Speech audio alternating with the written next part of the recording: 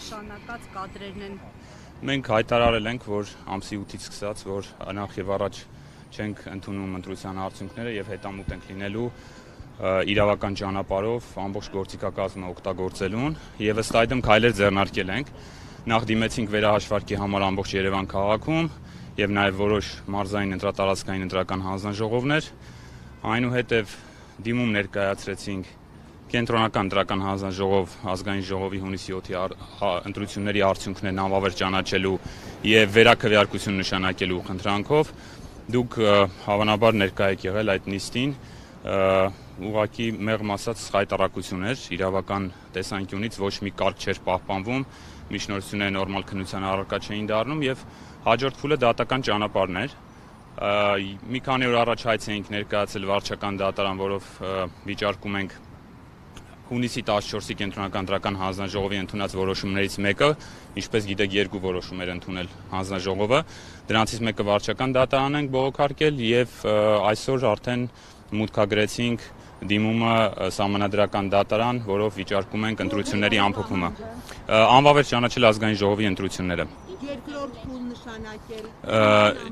Չէ, այս պահին անվավեր ճանաչելու պահանջ ենք, խնդրանք ենք ներկայացրել սահմանադրական դատարանին։ Մեր համոզմամբ այն խախտումները, որոնք առկա են եղել եւ ընտրություն քվեարկության օրը եւ ամբողջ նախընտրական քարոզարշավի ընթացքում կոմուլյատիվ ազդել են ընտրողների ազատ կամքի արտահայտման վրա եւ չի պահպանվել ընտրությունների հավասարության սկզբունքը։ Ինչ փաստեր եք դրել, փաստարկներ եք դրել։ Այ Ժորժ ջան, շատ,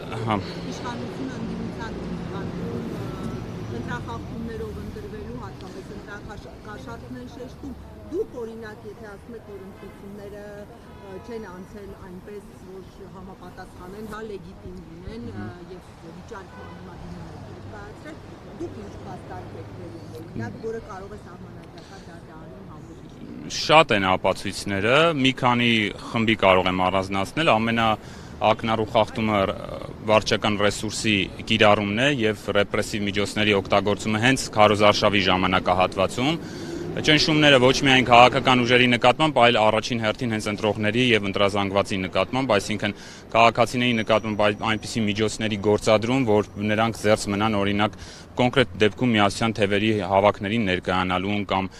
միասյան թևեր կուսակցության միջոցառումներին ներկայանալուն։ Երկրորդ բլոկը վերաբերում է նախընտրական հիմնադրամի ֆինանսավորմանը, քաղաքացիական պայմանագիր կուսակցության եւ նախընտրական հիմնադրամի օրենքով սահմանված շեմը մեր համոզմամբ հատած լինելուն։ Սա կարևոր դրույթ է եւ կարելի է ասել մեր ընտրական process-ներում երբևէ չի բարձրացվել այս հարցը նախկինում։ Կարևոր է այն առումով, որ գործող օրենսդրությունը շեմ է սահմանում, որից ավել կուսակցությունները չեն կարող օգտագործել ֆինանսական միջոցներ նախընտրական process-ի ժամանակ։ Քաղաքացիական պայմանագիրը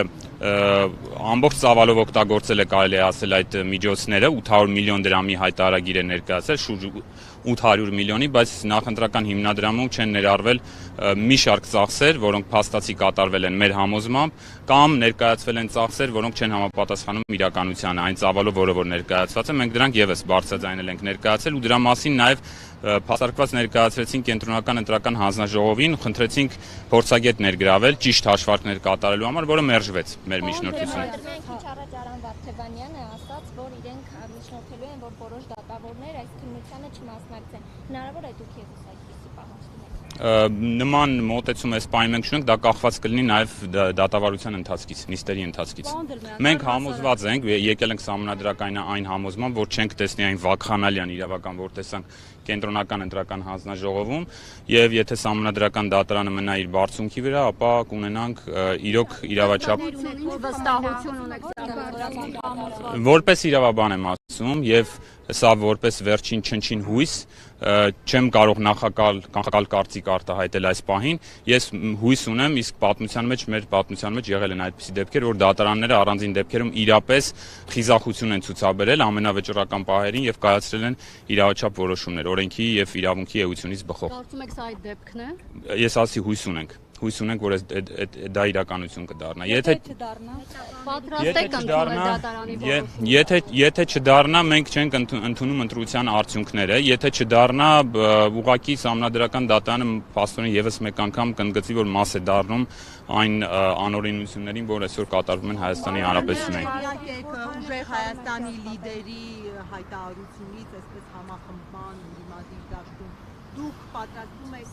մաս կազմել այդ համախմբմանը ընդհանուր նրա հայտարարած, եղել են արդյոք արդեն խորհրդակցություններ կամ հստակ որոշումներ։ Ողջունում ենք այդ հայտարարությունը, եթե կլինի արդեն հստակ առաջարկ կոնկրետ քայլեր, ինձ թվում է կլինեն քննարկումներ տարբեր քաղաքական ուժերի հետ, այս պահին մենք չունենք։ Այս պահին մենք չունենք նման առաջարկ, կլինի, կքննարկենք, կհասկանանք։ Ասում են բոլոր քաղաքական ուժերին, որոնք որ համաձայն չեն։ Այս պահին մեր ուժի դիրքորոշումը սա է, երբ որ կունենանք առավել հստակ, գիտեք հաշվի առնելով նաև նախորդ փորձը, նախկինում թե որքան էին լինում այդ հանրահավաքները ու ուր տարան, մենք կարծում ենք, որ պատասխանատվություն ստանձնելու համար որոշակի հստակություն պիտի լինի, երբ որ կլինի այդ երբ որ կլինի այդ առաջարկը, կլինի ավելի դետալային քննարկում, մենք էլ մեր դիրքորոշումը կհայտնենք, բայց ողջունում ենք ընդհանուր առմամբ։ Ինչպես եք սպասում, որ պիտի լինի, Սամվել Կարապետյանը արդեն իսկ հայտարարություն արել, սպասում եք, Ես չեմ առաջարկ անողը եւ որ անձամբ պիտի գան միասնության թևերի հետ։ Վստահ եմ, որ բավական քաղաքական փորձ ունեն ուժերը, մեր ընդդիմադիր ուժերը, որ գտնեն ձևաչափը քննարկումներ կազմակերպելու։ Պարոն Դրմյան, նաև այսօր մամուլը գրել էր ձեր թիմի երեխեք ֆինանսական բյուջետային մասով նշելով, որ օրինակ Արման Թաթյանը 500 միլիոն դրամի վարկ է վերցրել, որովհետեւ այդ նախընտրական ծախսերը կարողանան հոգալ եւ այլ դրա վերաբերյալ ձեր մեկնաբանությունը։ Մեր ֆինանսները մենք ներկայացրել ենք մեր ֆինանսական բլոկի մասով ներկայացված են բոլոր հաշվետվությունները, որոնք ուղարկվել են Կենտրոնական ընտրական հանձնաժողով, ավելին դրանք հրապարակված են Կենտրոնական ընտրական հանձնաժողովի կայքում, հրապարակված են ոչ միայն թվերով, այլև բոլոր թվերի տակ դրված են կոնկրետ պայմանագրեր, այնպես որ առավել թափանցիկ, ես տեղյակ չեմ, որ ինչ տեղեկության մասին եք դուք խոսում։ Շնորհակալություն, պարոն Գալստյան, հավելելու բան ունեք, մոտեցեք։ Պարոն Դրմյանը ամեն ինչ հանգամանալից ներկայացրեց։ Հետընտրական իրավիճակում միասնության թևերի, հայլերի եւ անելիքների մասին ձեր պատկերացումը եւ տեսլականը որն է։ Մենք արդեն հետընտրական շրջանում ենք։ Մեր տեսլականի շրջանակներում արդեն իսկ իրականացնում ենք գործողություններ։ Օրենքով նախատեսված բոլոր միջոցներին դիմում ենք եւ այդ բոլոր միջոցները օգտագործելու ենք։ Բոլոր հնարավորությունները օգտագործելու ենք, իսկ հետագա քայլերը արդեն կքննարկենք դրանց արդյունքների հիման վրա։ Դա է մեր պատկերացումը, սա է մեր մոտեցումը։ Հաճախ նշում են, որ մի քանի սցենարների հնարավորություն, ըստ անհրաժեշտության նաև փողոցի գեներացիա, հանրային ուժերի գեներացիա փողոցում։ Դուք տեսնում եք դրա հնարավորությունը, այդ ռեսուրսը կա այսօր։ Ինչպես նշեցի արդեն, մենք բոլոր իրավաչափ միջոցներով շարունակելու ենք մեր պայքարը։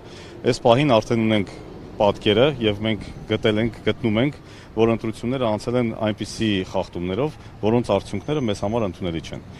Իրավիճակը ցույց կտա, թե ինչպիսի արդյունքներ կունենանք Սահմանադրական դատարանում, ինչ պրոցեսներ կզարգանան հետագայում, ըստ այդմ կայացնենք համապատասխան որոշումներ։ Բերեք այդպիսի մտավարժանք չանենք հիմա, թե ինչ կլինի, ինչպես կանենք, որ պահին ինչի կդիմենք, դա ամենաշնորհակալ գործը չի, բայց մենք բոլոր իրավաչափ միջոցներով շարունակելու ենք մեր պայքարը, մեր գործողությունները։ Այդուհանդերձ չբացառելով նաև Չենք բացառում իհարկե չենք բացառում եւ իհարկե շատ ողջունելի է, որ տեղի են ունենում process-ներ, համախմբման process-ներ, դրանք ողջունելի են, շատ կառուցողական երևույթներ կարող են առաջիկայում տեղի ունենալ եւ մենք իրականում հետեւում ենք ընթացքին, մեր գործողություններն ենք իրականացնում, դուք տեսնում եք մեր գործողությունները թափանցիկ են, անընդհատ ներկայացնում ենք հանրությանը եւ պարբերաբար հաշվետվությամբ ենք հանդես գալիս, թե ինչ ենք մենք անում եւ մեր ընտրողին էլ պահում ենք անընդհատ տեղեկացված։ Պարոն Դրմյան, նախկին վարչապետ Վազգեն Մանուկյանը մասնավորապես Սահմանադրական դատարան դիմելու հետ կապված հայտնել է, որ անիմաստ է, որովհետև կանխատեսելի է, թե ըստ էության Սահմանադրական դատարանը ինչ որոշում է կայացնելու եւ նշել է, որ անիմաստ ժամանակի վատնում է, որովհետև արդեն գիտեն ելքը։ Մենք այդ կարծիքը իհարկե կարծիքը տեղ ունի գտնելու, բայց մենք այդ կարծիքը չենք կիսում։ Ընդհանրապես որ լեգիտիմացնելու եք դրանով ընտրությունների արդյունքները։ Չէ, ընդհանրապես ցավոք սրտի տարիների ընթացքում այս իշխանությունը հասել է նրան, որ մարդիկ այդ հույսը կորցնեն, ընդհանրապես որևէ հույս, որևէ իրավական ճանապարհով հարց լուծելու, այսինքն գա այն խոսույթը, որ արդեն ամեն ինչ որոշված է, անիմաստ է այս կամ այն գործողությանը դիմելը, մենք այդ համոզմանը չենք, դուք տեսաք կենտրոնական ընտրական հանձնաժողովի դիմումի քննության ժամանակ ինչ էր կատարվում, ինչպիսի սխալներ թույլ տվեց կենտրոնական ընտրական հանձնաժողովը եւ դա եղավ այո ընդդիմադիր ուժերի դիմումների քննարկման հետևանքով, չլինեին այդ դիմումները, մենք չէինք տեսնի այդ խայտարակությունը։ Դրանով եւս մեկ անգամ ի ցույց է դրվում իշխող ուժի ուղղակի անկարողությունը իսկական պրոֆեսիոնալներ գտնելու ամենակարևորագույն պաշտոններում։ Այդ մոտեցմամբ ենք առաջնորդվում։ Եթե կա թեկուզ փոքր շանս, փոքր հնարավորություն հասնելու հաջողության, մենք 100%-ով այդ շանսը օգտագործելու ենք։ Եթե կարելի է այդ հարցի հետ կապված, դուք գիտեք մենք մեծամասամբ մասնագիտությամբ իրավաբաններ ենք,